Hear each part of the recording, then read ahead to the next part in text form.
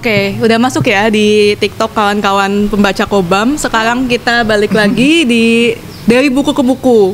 Ini adalah rangkaian ulang tahun Kobam yang ke-25.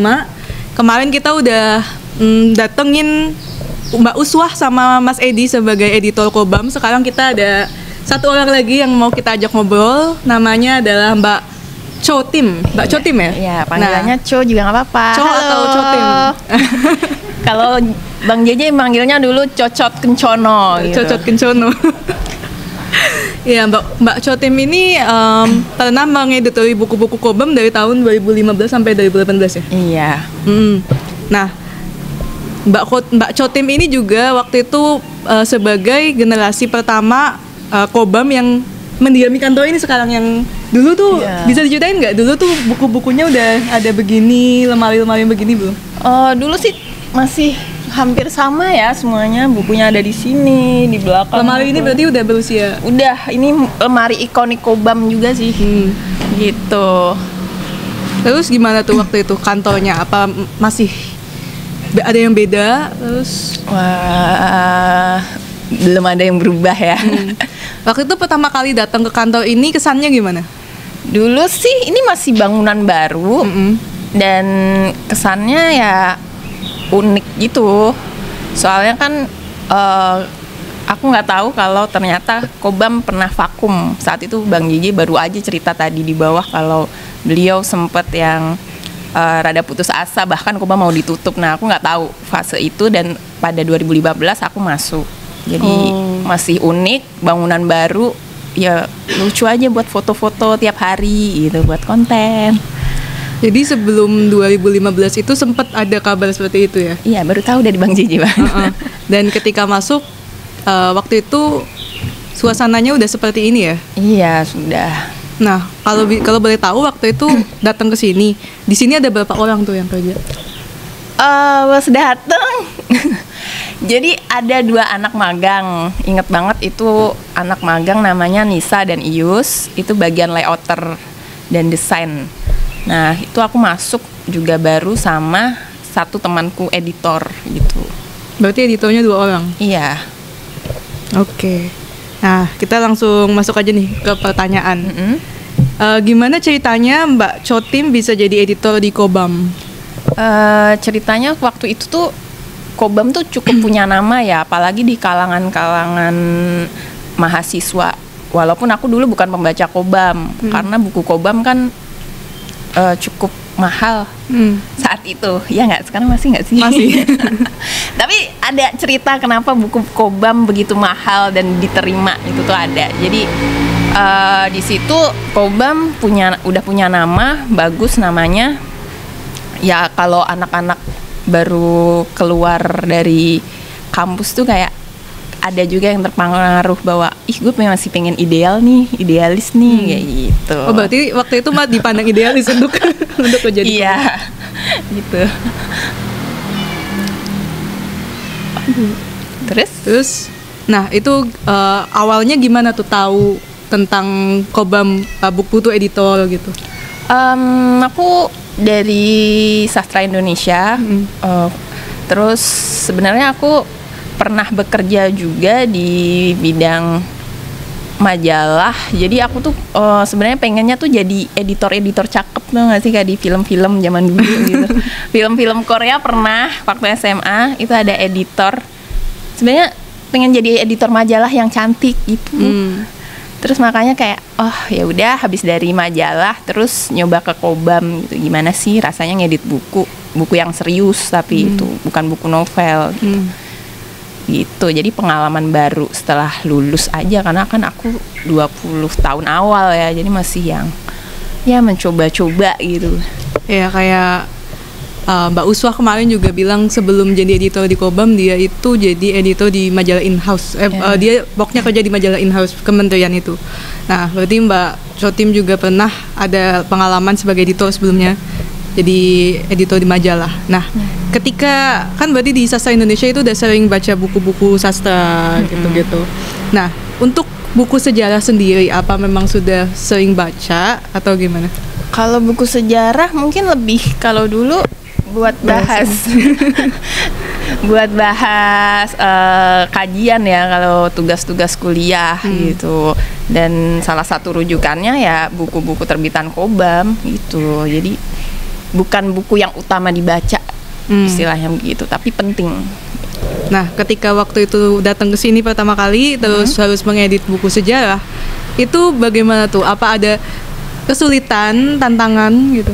Oh ya, tantangan pasti ada ya. Pasti ada ya, kesulitan juga. Apalagi kan aku bukan orang sejarah, jadi kadang masih ada ketakutan. Dulu aku pikir sejarah tuh sekaku itu gitu loh. Ternyata ya udah, kan aku juga di sini nggak langsung yang bisa bagus gitu. Jadi belajar gitu, baca-baca buku di sini, gimana sih editor-editor sebelumnya itu ngedit buku hingga bisa dibaca. Jadi aku belajar dari para editor-editor aja ngeditnya gimana. Ini salah satu kucing Kobam yang kalau misalnya kita live udah beberapa kali dia datang ke sini dan nggak mau turun, biasanya diturunin dia naik lagi. Yaudah, namanya PCR. PCR, iya. Nah, buku apa sih yang pertama kali waktu itu disuruh edit sama Bang JJ? Buku apa sebenarnya aku nggak terlalu ingat. Udah lama banget ya? Udah lama. Tapi buku pertama tuh apa ya? Cuman bahkan aku nggak inget sih sebenarnya, karena beberapa juga ngelanjutin kerjaan-kerjaan yang masa lampau yang belum selesai gitu. Berarti yang mungkin bukan yang pertama ya, yang paling diinget pada saat itu di awal-awal masa kerja di sini itu apa ya? Yang Mustika Rasa ini real gitu. Ini Mustika Rasa real sih, real ya, real banget. Nah, itu gimana nih? Ini kan di sini ya. di dalam Mustika Rasa itu kita lihat ya di kolofon itu penyunting adalah tim komunitas bambu. Iya. Nah, itu maksudnya apa tuh waktu itu? Gini, jadi mungkin buku ini kan cetak ulang dokumentasi ya, jadi tidak ada perubahan atau apapun gitu. Jadi kemungkinan yang bisa aku ceritakan dari buku ini tuh udah dari tangan keberapa nggak selesai, tangan keberapa nggak selesai, tangan keberapa nggak selesai, sampai akhirnya pas aku masuk Bang JJ pengen banget nerbitin buku ini. Gitu, saking nggak bisa di trackingnya siapa nama, karena ada buku yang kayak editornya 2 itu kan bisa di track, ini udah nggak bisa buku ini. Oh, karena udah panjang banget ini. Iya. Pergantian tangannya. Iya, pergantian tangannya udah banyak banget. Nah, kira-kira gitu. Kenapa tuh sampai berganti tangan banyak banget dan tiba-tiba harus cetak pada waktu Mbak Chotim ada di sini? Aku kurang tahu, tapi memang buku ini sulit sih sebenarnya. Jadi kayak kita nggak bisa ngubah ejaan atau gimana, harus sama seperti itu. Terus jadi ketika waktu itu udah ditangani sama Mbak Chotim, itu apa aja yang dilakukan di Mustika Rasa ini? Yang paling sulit ya sebenarnya ya, selain kan kita ada proofread, itu tuh dibagi-bagi, dipecah 3, dibagi-bagi, terus hitung-hitung lagi. Buku ini tuh indeksnya masih manual. Indeksnya manual? Iya. Jadi yang kesulitan itu adalah menyamakan indeksnya. Dan dulu Kobam itu belum gimana ya, belum pakai indeks yang sekarang udah otomatis ya mungkin ya. Nah ini indeksnya masih manual saat itu. Jadi gitu. Profesi jadi editor juga pun lama. Ada evolusinya. Iya. Iya, zaman dulu ada kesulitannya sendiri yang mungkin zaman sekarang udah bisa tertangani. Contohnya buat indeks. Kalau sekarang kita ya editor misalnya bikin indeks sama layouter itu kan ada toolsnya. Kalau zaman dulu itu berarti dicari satu-satu di halamannya. Iya, kalau ini khusus buku ini iya. Tapi beberapa buku pada akhirnya ya mungkin beberapa editor nggak mengalami, tapi kalau di Kobam kalian tuh bisa tahu tiba-tiba punya skill baru gitu. Salah satunya aku dulu juga bisa InDesign, padahal aku bukan anak desain. Terus tiba-tiba aku bisa juga bikin indeks yang nggak manual lagi karena kepepet gitu ya. Gitu Bu. Berarti memang dari awal udah pakai tools InDesign, tapi untuk indeks untuk buku ini ini manual gitu. Oke, terus lanjut ke pertanyaan selanjutnya. Waktu itu bayangan awal sebagai tentang Kobam dan pekerjaan editor tuh gimana sih? Ya, kalau aku editor ya seperti yang aku ceritakan kayak wah kerja di kantoran, baca doang gitu ya. Menyenangkan gitu. Ternyata pas di Kobam, kalau Kobam kan emang ya punya nama lah, idealis gitu. Untuk menjajaki karir pertama tuh oke banget gitu kan.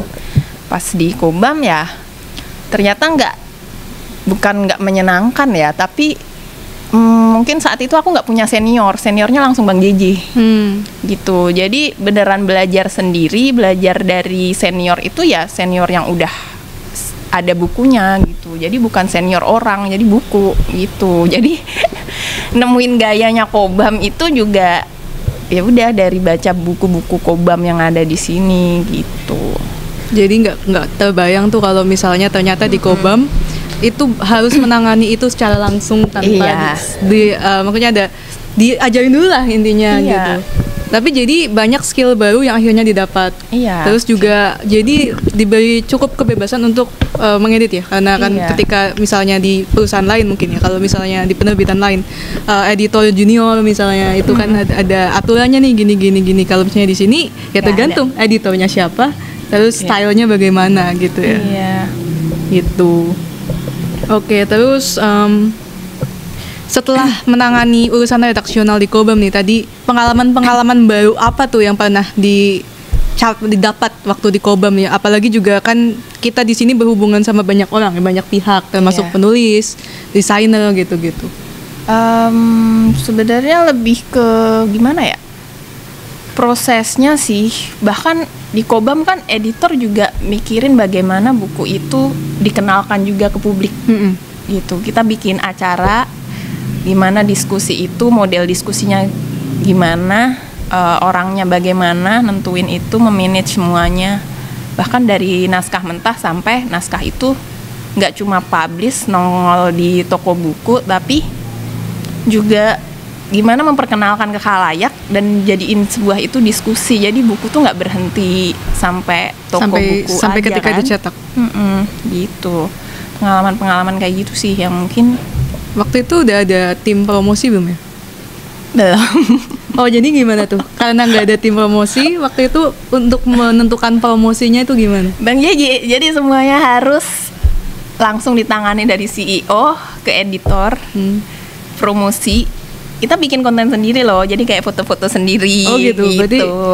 Berarti setelah buku itu dicetak harus difoto, harus dibikin konten. Iya. Tapi dulu kontennya mungkin nggak seheboh sekarang ya. Udah pakai Instagram belum ya?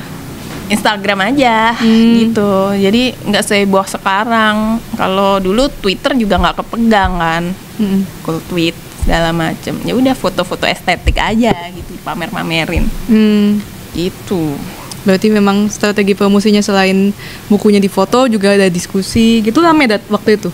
Kalau itu rame sih. Buku yang aku ikut manage diskusi itu tuh bukunya Pak David Riff dengan Pak Peter. Itu diterbitin di hari yang sama. Kalau nggak salah 8 Desember ya, yang hari anti korupsi itu. Ingat banget itu di Bentara kalau nggak salah. Yang ini? Ini 2 buku ini, tapi dulu covernya nggak kayak gini. Ini yang cover kedua. Oh ya. Itu. Nah, berarti waktu 2 buku ini, waktu itu bareng ininya? Iya, bareng. Jadi gimana tuh ngehandle 2 diskusi yang berbeda? Jadi sore kita bagi kepada sore dan malam gitu. Oh, justru nggak dari pagi? Enggak. Jadi kita dari pagi itu cuma prepare.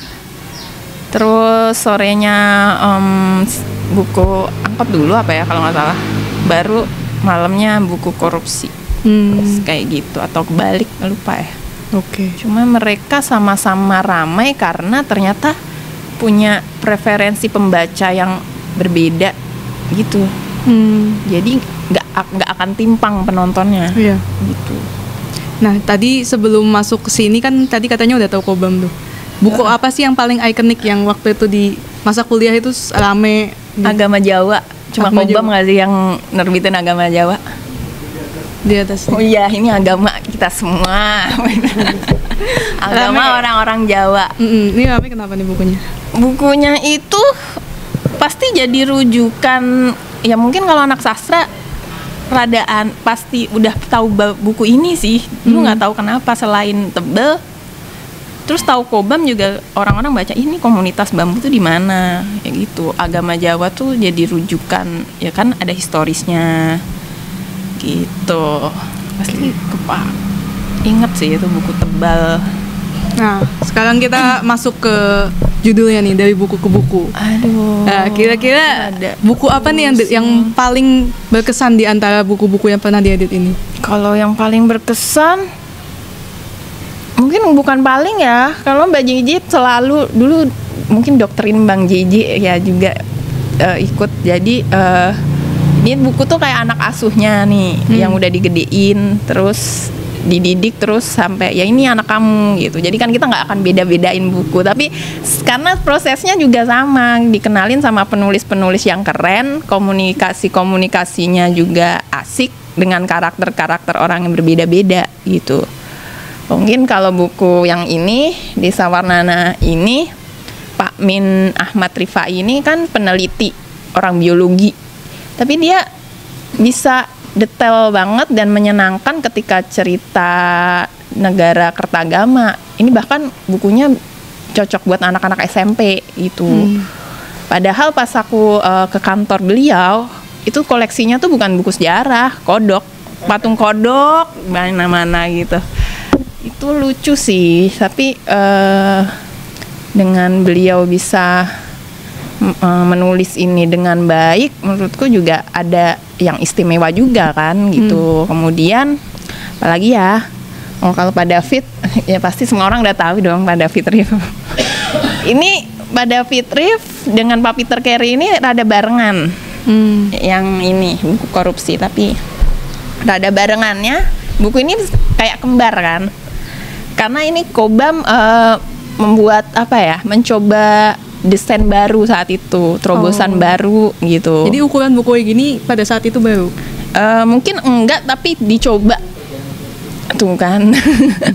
Jadi gitu. Jadi lebih menyenangkan karena banyak foto dua-duanya, banyak foto gitu. Kalau Pak David kan tentu ini dua bahasa. Ini juga sebuah terobosannya Kobam juga, buku dua bahasa berwarna. Saat itu dibantu edit detailnya atau periksanya sama Pak Iske. Pak Iske tuh yang nulis Teosofi, itu yang nerbitin juga Kobam. Jadi kayaknya Teosofi juga yang nerbitin juga Kobam lagi deh. Satu-satunya gitu ya. Gitu. Dan Pak David Riff karakternya, karena beliau guru bahasa Indonesia kalau nggak salah, asik, jenaka gitu. Jadi prosesnya juga selalu menyenangkan gitu untuk mengedit buku ini. Bagaimana prosesnya gitu. Ini kan banyak gambar nih. Pada saat itu dikirim gambarnya pakai CD, masih CD manual. Karena flash disk nggak muat, itu high res semua gitu. Belum ada hard disk ya? Beliau nggak ada. Dulu hard disk masih langka ya bang. Iya. Berarti dari CD itu terus diseleksi itu nggak semuanya yang ada di sini? Cuma dikit yang dikurangin gitu. Karena kan harus sama, banyak banget. Dan beliau emang selalu heboh ya kalau ke Kobam gitu. Kalau Pak Peter Carey luar biasa detail ya. Pengalaman dengan Pak Peter Carey adalah sampai ke bawah mimpi. Iya kan?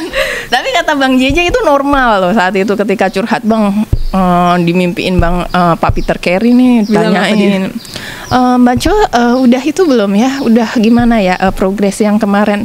Beliau selalu ngirim per minggu, setiap minggu selalu ngirim revisi. Bahkan revisinya tuh kadang cuma titik koma gitu, sampai ke bawah mimpi. Terus ketika cerita ke Bang Bang JJ bilang kayak, wah itu normal.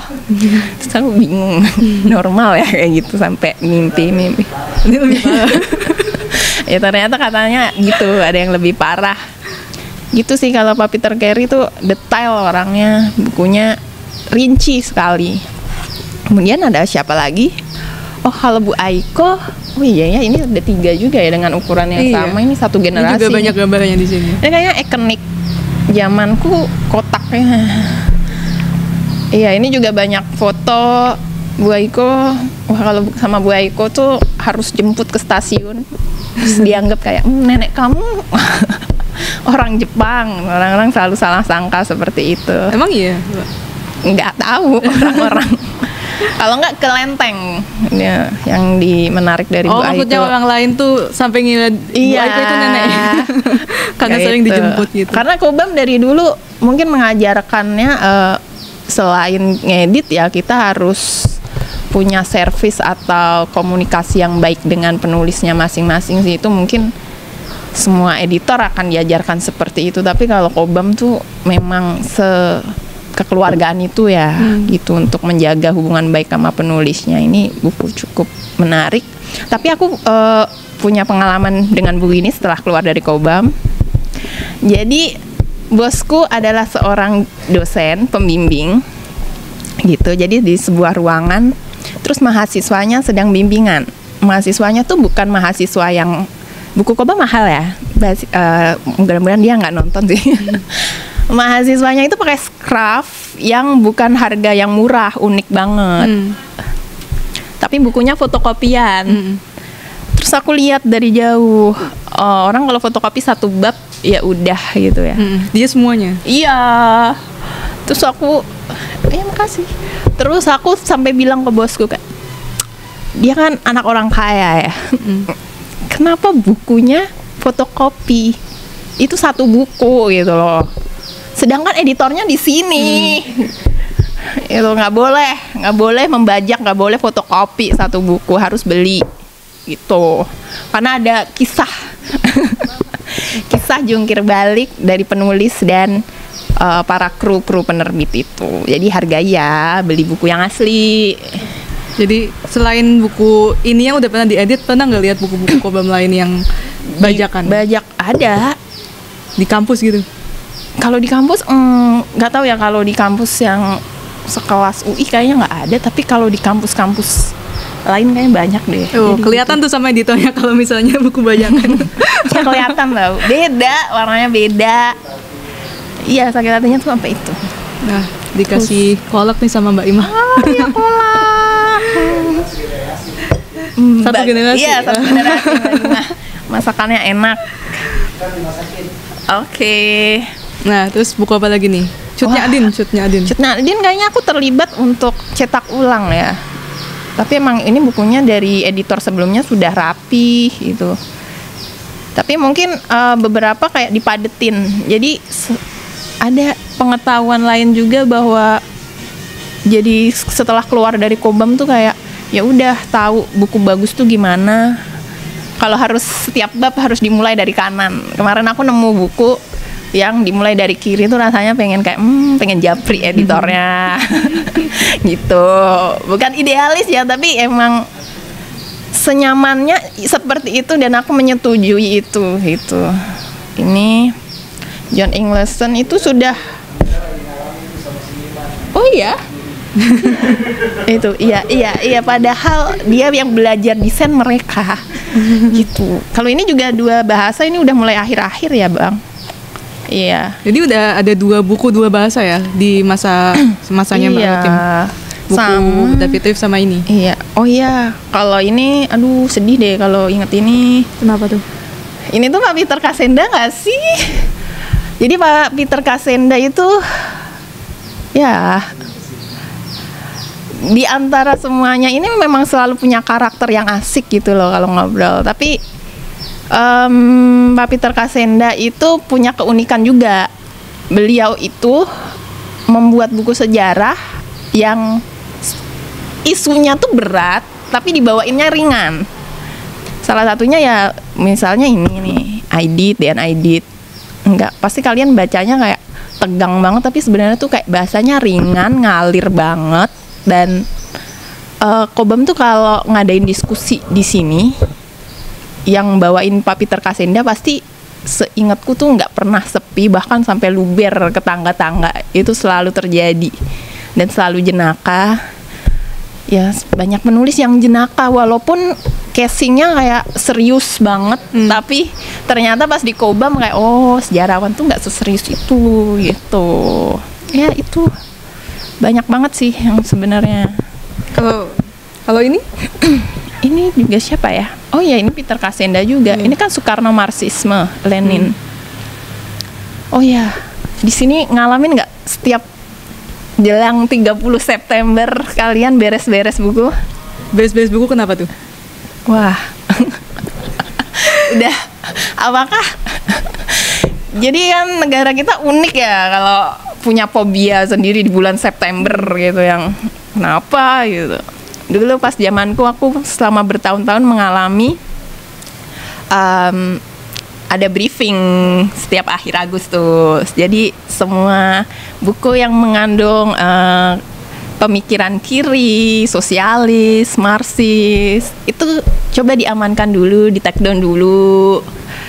Karena pernah juga, jadi tuh, dan Bang Jeja kan setiap seorang sejarawan ya, ini kecurangan juga sih sebenarnya. Selalu jobnya lebih banyak jelang-jelang itu kan ya, kontroversial sekali ya. Jobnya di bulan jelang bulan September akhir itu tuh jobnya banyak, jarang di rumah. Pegawainya gimana nih? Sempet juga ada masa kita tuh kayak beres-beres buku, ngumpetin buku-buku terbitan yang panas buat panas gitu. Karena pernah ada di Jogja diskusi buku dibubarin, bukunya diambil kayak gitu-gitu. Bukunya diambil itu. Iya, di sini katanya juga dapat surat kaleng. Terus pokoknya kalau Bang JJ nggak ada tuh semua gerbang harus dikunci gembok. Itu menjelang 30 September atau pas hari itu aja? Menjelang. Oh, jadi sebulan kita udah prepare. Apa itu? Apakah penerbit lain mengalami? Kayak gitu. Karena iya itu. Mana aku kayaknya dulu juga lagi ngerjain buku apa gitu. Yang pokoknya yang kiri banget gitu, kayak ya ampun. Pokoknya hadis-hadis diamankan semua ya. Kayak gitu. Karena ada juga kayak bukan terlihat gitu, bukan pelanggan Kobam. Pernah naik 2 orang. Lihat-lihat buku, nanya-nanya ke aku. Kayaknya Intel. Boleh nggak sih ngomong gini? Iya, tapi beneran. Apakah sekarang masih terjadi? Kayak pembaca sih emang nanyanya suka macem-macem ya, karena banyak pembaca ya. Jadi nggak tahu tuh Intel atau Iya, makanya. Iya, tapi aku sering itu sama bertahun-tahun harus mengamankan buku gitu tuh, kayak ini pekerjaan apa? Ya, udah sih itu. Oke. Terus udah dong, Mustika Rasa yang pertama. Mustika Rasa tadi udah. Nah, terus ini buku udah semua ya, tadi kita ceritain sedikit-sedikit ya. Iya. Kira-kira buku apa yang paling disukai sama pembaca? Paling disukai? Paling rame gitu. Wah, buku-buku PKI banyak yang rame. Buku PKI, Orba, buku-buku petani Banten ya.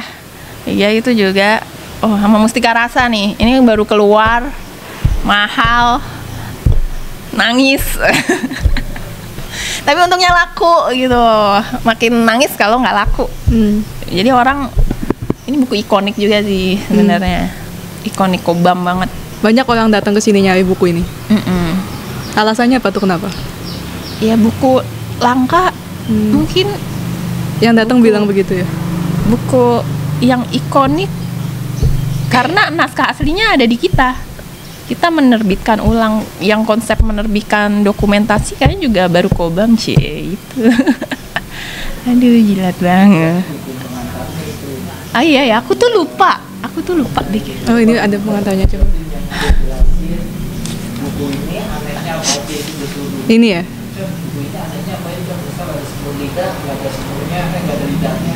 Tuh, oh iya ya, aku tuh sampai lupa. Karena ketika pengantar sudah selesai, bagian indeks ini yang bikin nangis.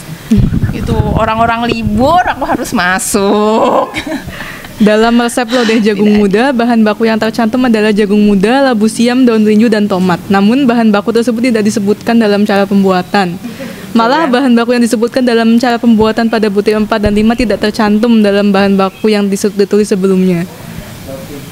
Jadi memang berarti dicek satu-satu banget ya, ini resepnya. Iya.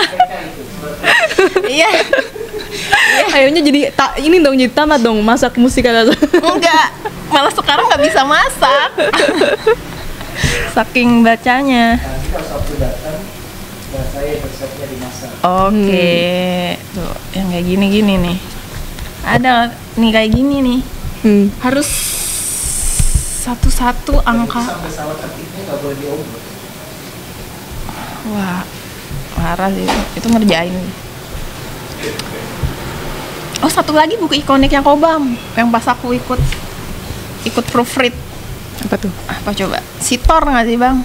Kumpulan sajak Sitor yang tebel. Ya ampun, aku tuh lupa. Aku lupa banget. Sajak Sitor yang tebal. Nggak tahu deh. Yang udah ditebelin gitu. Iya. Terus inget banget itu awal-awal launching masih sama Nisa dan Ius, dua orang anak magang. Terus mereka suruh bawa papan apa ya? Papan ada pasti lukisan Sitor. Nah, lukisan Sitor ini. Jadi kan kita bikin banner kan, papan foto gitu kan. Iya, mereka bawa dua orang dari Mampang. Karena Bang Jeje belum punya driver saat itu. Iya, nggak bisa nyetir. Jadi itu juga motornya Mio. Padahal dua orangnya gendut-gendut bawa papan dari Mampang. Dah tuh, ini buku ini juga. Gitu. Ya, nggak inget bahkan. Agama Jawa, tapi kan ini bukan zamannya Mbak. Cuma cetak ulang aja kan. Iya. Jadi besaran Kobam dari Cotim 2 ya? Apa tuh? Mustika Rasa, Agama Jawa. Alhamdulillah. Oh iya. Jangan itu banget. Tapi itu blurb. Oh iya, Kobam tuh juga diajarin bikin blurb. Aku juga baru tahu bahwa blurb ini sangat berpengaruh.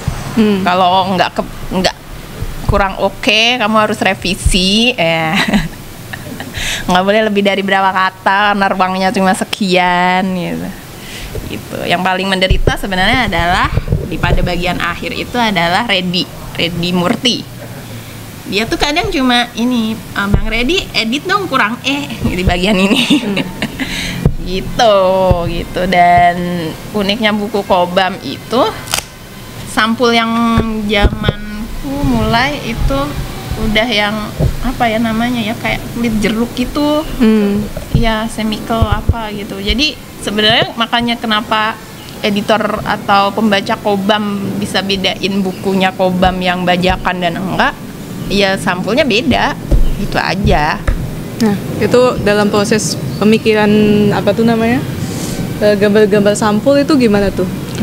Biasanya nyari di mana tuh inspirasinya? Bang Jeje tuh dulu punya buku pusaka gede gitu. Itu nggak tahu buku apa, tapi banyak referensi dari situ. Gitu. Itu buku sejarah atau buku ensiklopedia apa, tapi foto-foto gitu. Jadi ini udah pernah dipakai belum di buku ini gitu. Kadang juga ada ini, kalau ini dari penulisnya. Kalau ini Reddy gambar dengan referensi itu. Ini juga gitu. Jadi banyak foto-foto yang mungkin dari dalam atau inget kok dulu ada buku gitu. Oke. Nah, kita udah bahas banyak buku ya sampai saat ini gitu ya. Kira-kira menurut Mbak Cotim, gimana sih industri penerbitan di buku ya di Indonesia saat ini gitu? Tantangannya apa gitu? Kayaknya lebih mapan ya sekarang. Apa enggak ya? Kayaknya lebih mapan karena, tapi tantangannya ya mungkin saingannya banyak dengan judul yang hampir mirip-mirip seperti itu. Tantangannya juga sebenarnya ke pemasaran. Terus aku nggak tahu ya sebenarnya apakah ISBN itu penting. Karena aku mengalami itu juga. Kenapa tuh cerita tentang ISBN? ISBN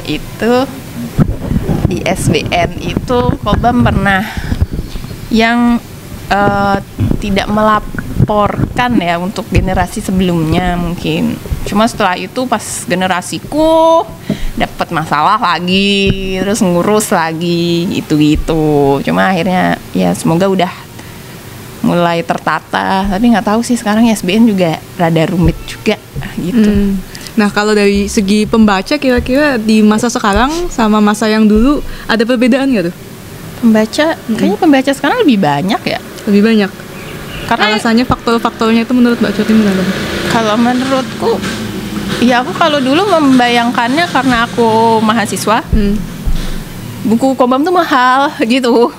Tapi sekarang masa sih mahasiswa nggak bisa beli buku gitu. Dan menurutku lebih mahal ya. Oh iya, buku Kobam lebih mahal kah? Apa ya, tantangan pembacanya lebih variatif karena distribusinya juga lebih banyak gitu. Aku pernah kemarin ke Pasar Santa juga kayaknya lihat bukunya Kobam yang Ibuisme Negara, beberapa juga kayak gitu. Berarti kan channel penyebarannya juga lebih banyak sehingga menjangkau pembacanya juga lebih banyak, seperti itu. Apalagi maksudku ya Kobam pasti punya jadi referensi yang sampai sekarang menurutku buku-bukunya jadi rujukan yang masih sangat relevan sih, yang jadi rujukan awal orang merekomendasikan buku sejarah ya ke Kobam, seperti itu. Ya. Jadi memang sebenarnya bukunya memang udah sering selain sering menjadi rujukan, tapi sekarang lebih banyak channel-channel distribusi ya. Oh iya, Sambal Geledek udah. Tadi belum sih.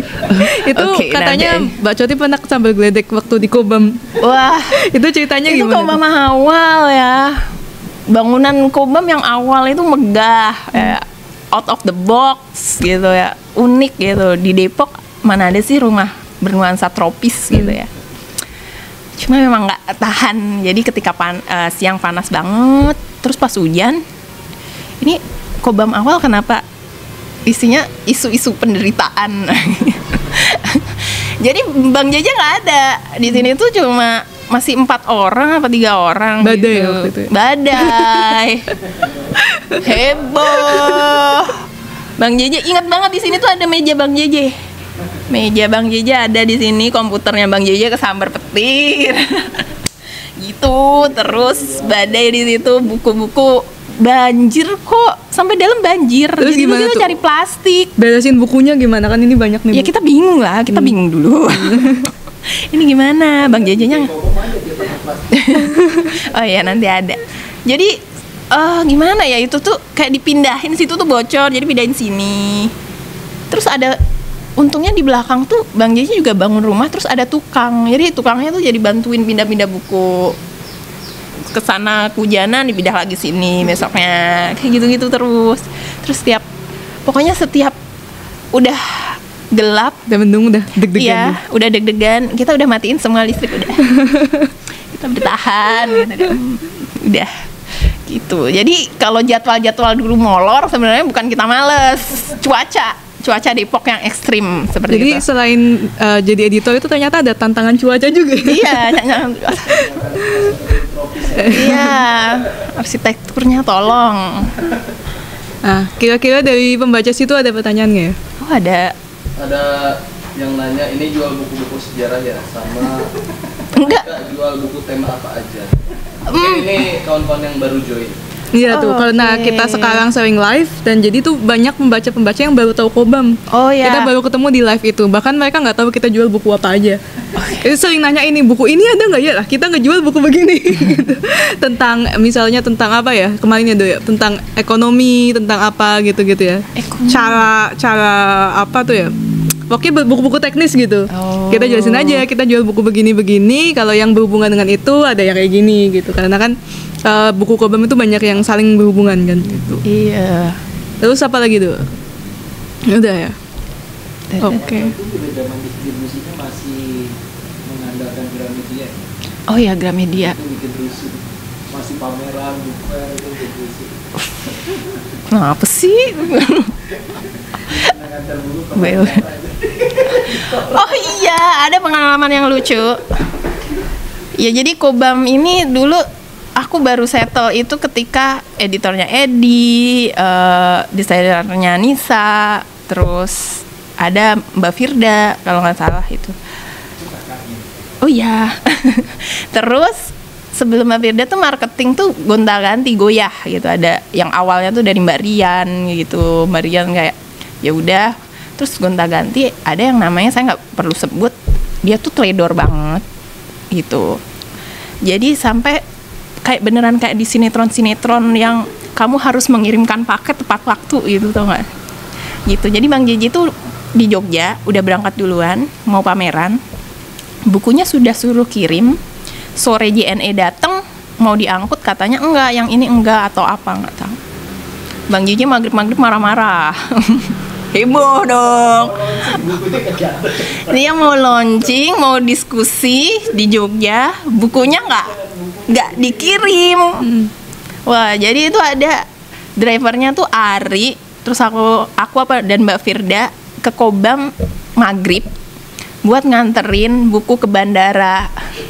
Itu beneran kayak di film-film beneran untuk buku naik pesawat. Sumpah itu tuh kayak udah mana Ari itu kalau driver Kobam yang ya saat itu diandalkan karena dia kalau dia mantan supir truk ya Bang. Iya, jadi tuh dia bawa kijang tapi nyelip di kontainer. Penumpangnya kayak astaga cuma gara-gara buku. Gitu. Tapi ya pada akhirnya kita ketika udah di drop di bandara, kita tuh baru bisa napas kayak gitu. Dan Bang JJ juga udah nggak marah-marah lagi tuh hari itu, kayak udah ya tidur ya guys, kayak kita masih jalan pulang. Itu udah pokoknya udah kayak sinetron gitu yang beneran kayak kamu harus nganterin paket ini pagi ini. Jadi dulu itu kalau launching selalu nganter sendiri. Iya. Karena kita nggak punya cabang ya. Iya. Ini kan dicetak. Ngejar selesai lah kayak gitu. Kita sekarang aku ngejar selesai karena segini. Udah berangkat mau launching di book fair. Bukunya udah selesai tapi lupa dikirim. Ya gitu. Orangnya pulang. Dan nggak memberitahu. Pas mau ikan diperiksa nggak, belum dikirim. Itu udah sih. Itu daripada bos marah ya. Itulah lika-liku di Kobam. Nah, Mamat. Waktu zaman dulu banyak book fair apa yang paling kiranya paling berkesan? Kalau aku sih ngikutinnya yang di mana? Bantara. 2 buku ini launching. Bikin apa ya? Diskusi sama launching, terus juga buka bazar di sana. Gitu. Oke. Terus kita udah mau menjelang penghujung acara dari buku ke buku. Nah, mau tanya nih sebelum lanjut ke harapan-harapan buat Kobam, apa buat Kak Khotim ini apa arti buku buat Kak Khotim secara pribadi? Secara pribadi ya mungkin ada klise ya jawabannya ya, karena digedeinnya jadi editor gitu, walaupun nggak jadi editor yang gede juga gitu, karena jadi dilahirin jadi editor di Kobam. Jadi kalau buku itu lebih kayak perjalanan ya, di situ ada arah, di situ ada tujuan, ada cita-cita, ada perjumpaan juga. Kemudian juga yang pasti buku ya ada jejaknya juga gitu. Itu sih. Jadi masing-masing buku ini pasti ada jejaknya juga ya? Iya, itu sampai sekarang. Jejak, sebagai jejak. Nah, di perjalanannya dari penulisnya, terus ada percakapan, ada kenangan-kenangan lucu di dalamnya gitu. Ada yang ini sini masih pakai Bu Elvira nggak? Masih dong, penerbit Bu Elvira. Percetakan Bu Elvira. Seperti itu. Jadi masih sering kontak juga sama penulis-penulis ini? Terakhir iya lewat email kalau ngucapin kayak selamat Natal dan Tahun Baru gitu. Oke.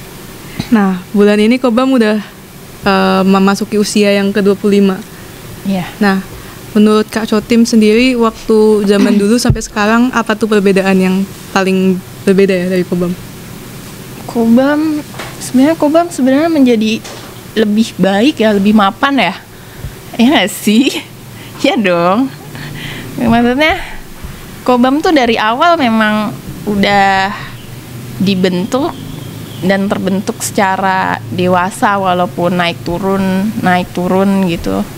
Cuman kalau istilahnya mungkin Kobam tuh mitosnya kayak kucing, nyawanya 9. Ya udah mau turun, nah, bisa selamat bisa gitu. Jadi sampai sekarang juga menurutku ya udah Kobam nggak akan pernah terganti deh ya gitu. Apalagi buku-buku sejarah Kobam deh masih megang sih gitu.